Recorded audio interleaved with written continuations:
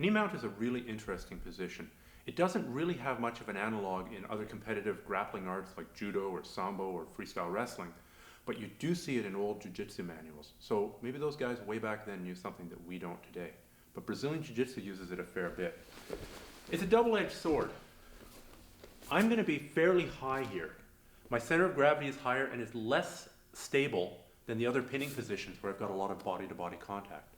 On the other hand, I'm putting a ton of pressure onto him. It's hard for him to breathe, and maybe he'll do something stupid and give me the submission.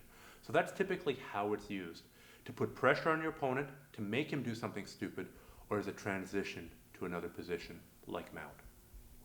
It's also worth noting that from a self-defense point of view, this is a really good position.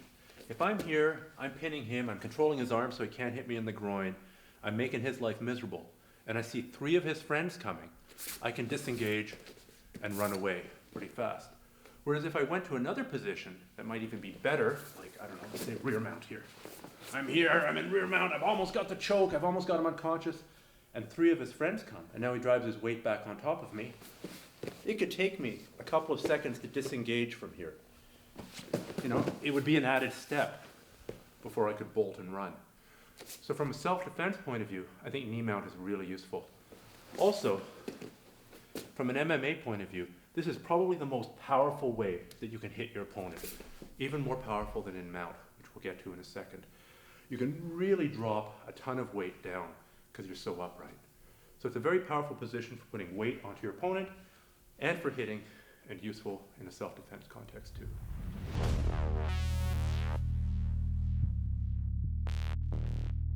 So let's look at some of the variables in knee mount. Some people call it knee on belly, and that's exactly what it is. You're taking your knee, you're putting it on the guy's belly. Where exactly does it go? On the belly is one good place, but you can also put it on the solar plex, and that makes it a bit harder for the guy to breathe. And if you want to be real mean, and if you've got a good grip, you can put it on the sternum. Be careful when you do that. You can break the ribs where they attach into the sternum, so save that one for somebody that you really don't like. The other place where you can put your knee and your shin is right across his hips, not high, but low. The reason you might go here is supposing you're going high and the guy's got really flexible legs and he's always bringing them up and he's always harassing you with them. If I put my shin across the line of his hips here, like this, it makes it a lot more difficult for him to bring his legs up into play, especially once I start bending him towards me here. That's what your knee is doing. What a lot of people miss is what this foot is doing. If I'm here and putting all my weight on my ball of the foot, there's no weight going on to Don. He can still talk fairly normally. Go through the ABCDs. ABCD. ABCD. Go ahead. ABCD. Go ahead. ABCD. See, as I lift this foot off the ground, it becomes harder and harder for him to talk. So you can either lift that off the ground or wrap it around his buttocks here. That cuts down on some of the other room that he can use to escape. Now the single biggest 2 mistakes that people make when they're doing knee mount, come back here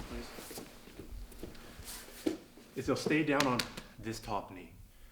Turn a bit more. They're trying to do knee mount like this. Generally speaking, this is not knee mount. This foot has to be up. This foot has to be up and bent, and this foot floats around to adjust to his weight. This is mistake number 1. Mistake number 2 also has to do with this leg. There's way too much weight on this leg. Again, I want 90% of my body weight, so I'm 200 pounds, I want about 180 pounds of that going on him through my knee. I want it to be difficult for him to talk. ABCD? ABCD. Right. If I've got all my weight on this foot here, ABCD. he can talk, no problem. And also that makes this foot heavy and difficult to adjust. Whereas if most of the weight's on here, I can float here. I can float and I can adjust. So this is a tough one to demo, and I really appreciate Don taking this abuse. That's what the legs are doing. The hands, there's different possibilities. The classic one is grabbing the sleeve and grabbing the collar, here and here, there. I pull him up, which does 2 things. It bends him, makes it harder for him to escape, and it increases the amount of weight that goes down onto him. The harder I pull, the more weight he has to take. So collar and sleeve, and I'm going to do it incorrectly here so that he doesn't take too much weight.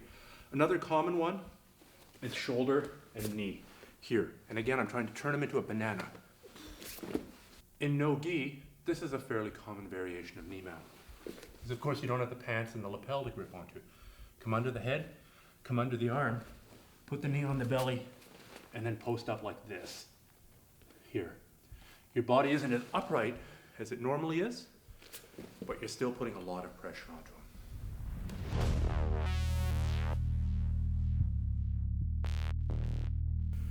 So now you've got to knee mount. Let's say you're not actually hitting him. You want to use this as a transition. The most common transition really from here is you put the knee on him, this hurts, he moves around, and I slide to mount. What I want to be careful of here is being sloppy on my slide. If I just let my foot come across here, he's going to catch it in his half guard every time. So as I come, I want to bring my heel up to my butt and then slap it down here. It might look something like this. Here, I'm pretending to go for the choke. I didn't let my foot get anywhere near his legs for him to entangle me with it. Another transition, and it's not one that you really want, but it happens all the time, so you might as well be prepared for it, is if I'm here, he often turns into me. And I fall down back into side mount. It's not so bad. I haven't lost top position. But if you're in knee mount, you just have to be prepared to come back down to side mount at any point. A final transition I want to talk about, and it's not as fancy as it appears, is we're here. For some reason, I decide I want to be on this side. I'm going to put my hands on the ground, and I'm going to pop across here. Again, watch how high this foot comes. I'm not sloppy in it. I don't want him to catch that foot. We're there.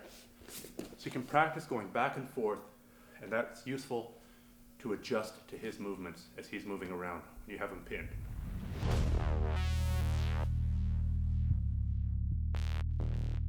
So if he has me in knee mount, and he's being nice, he's not putting a lot of weight on me so I can still talk, I want to protect my neck. This is often the first thing that guys go for, is the neck. So I want to keep my elbows in and protect here. It's almost like the Home Alone scream, here. I also want to avoid doing several things. I don't want to put my hand on this knee, because as you see, he can go underneath it and go for an arm bar. He can lock on a figure 4 Kimura grip. No, I'll just grab the wrist. Yeah. Bad things happen. Also, if I push him here with my hand, with my right hand, he can just step over my head and take the arm bar. So, if I can't push here, and I can push here, what are my options? Well, I want to keep them in. If I do end up pushing there, I want to pop very, very quickly. I want to go here and then come back. If I leave the hand there, it'll get in trouble. Another option is I can push his belt with this hand and his knee with that hand. This is a lot safer than here. It doesn't feel as natural, but here I can keep him away and escape my hips out, and then he gets me in side mount. Now I go to my side mount escapes. One thing you can do to make it a little bit harder, come back to side mount please. If I know he wants knee mount, if I take this arm and I put it on his hip and I bring my knee up and I put my foot on my knee here, I can make it a bit more difficult for him to pop up and get to knee mount because I'm killing the space. He doesn't have as much room to get that knee mount. Go ahead, please. All right, I can bring my knee up. Go away, please. I can create a shield here along that side of my body, which to some extent protects me from the knee mount. So we've talked about what not to do. Here's some options that you can do if you are trapped in knee mount. The first, like I said, is I'm going to pop him in the belly with this hand. Straighten up, please, just so I can see. Here, and in the knee here. It's not so much to push him off, but just to hold him here while I escape my hips out to the side. Now I should anticipate him coming to side mount, and I should move on to my side mount escape. I know he's going to get to side mount, so I should have my escape lined up even before he gets there. Another way to escape from knee mount, instead of pushing here and here, is to take this elbow and bring it to the outside of his knee. Go here. I'm going to bring it here, and I'm going to, again, scoop my hips here. That usually leaves this hand here to grab the single leg. Now he's going to come to his knees, he's going to fight here, and even if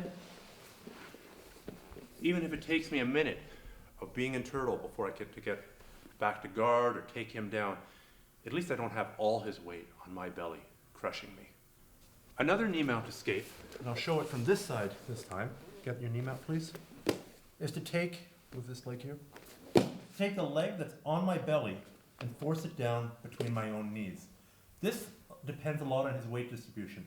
I want to get some weight off of here first, and I can do that either by bridging or by bumping him with my knee. I bump him, I bridge. If this foot comes off, I can grab it, and I can push it down into my half guard. We're here. If I'm comfortable in my half guard, I've just hugely improved my situation. As always, you're probably going to end up linking escapes. You're going to end up linking, trying to shove him into half guard, trying to force him into side mount, trying to turn out to a single leg and grab the knee. If you combine those, 1, 2, 3, 3, 2, 1, you'll eventually get out.